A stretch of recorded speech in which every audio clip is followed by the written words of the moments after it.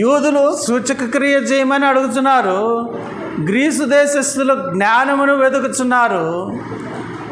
అయితే మేము సిలువ వేయబడిన క్రీస్తును ప్రకటించుచున్నాము.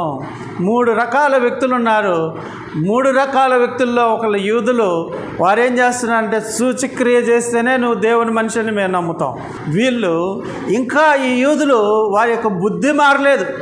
యేసు ప్రభు వారిని అడిగిన ప్రశ్నే అపోస్తలులను కూడా అడుగుతున్నారు. ఏమని అడుగుతున్నారు?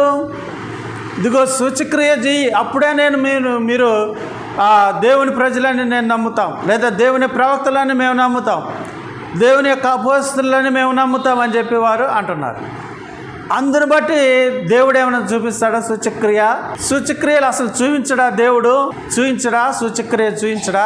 ఎవరికి సూచక్రియ చూపించాలో వాళ్ళకి చూపిస్తాడు. అలాగే పౌలు ద్వారా సూచక్రియలు కనపడలేదా? సూచక్రియ చేయలేదా పౌలు? అద్భుతాలు చేయలేదా పౌలు? అపోస్తల కార్యాలు 20వ అధ్యాయం తీయండి. 7వ వచనం నుండి 10వ వచనం వరకు నేను చదువుతున్నాను, జాగ్రత్తగా.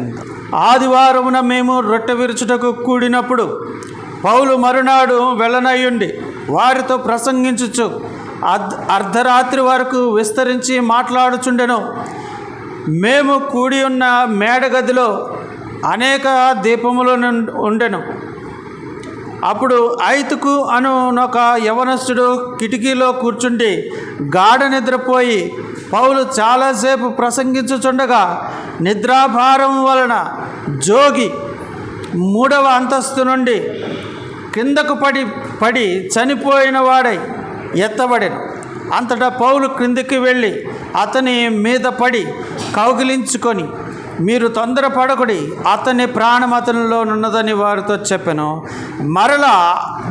అతడు మరలా పైకి వచ్చి రొట్టె విరిచి పుచ్చుకొని తెల్లవారు వరకు విస్తారంగా సంభాషించి బయలుదేరను.